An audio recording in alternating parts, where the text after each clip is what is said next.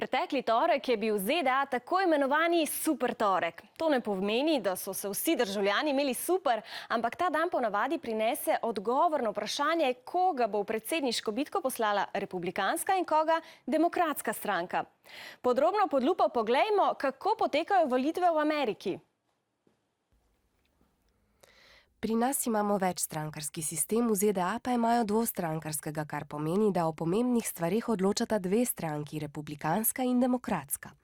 Zdaj imata obe stranki še več kandidatov za predsednika, volivci pa med njimi izbirajo dva glavna kandidata.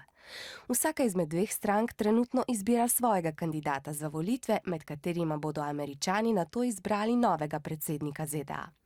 Predsedniška kandidata, ki se bosta pomerila za predsedniško mesto, bosta stranki razglasili julija na posebnih zborovanjih ali konvencijah.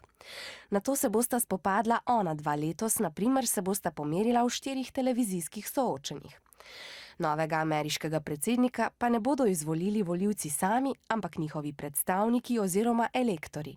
Vseh elektorjev je 538. Kdo je lahko na mestu elektorja, bodo Američani z volitvami odločili 8. novembra.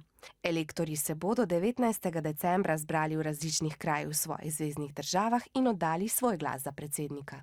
Novi ameriški predsednik bo prisegel v petek 20. januarja prihodnje leto.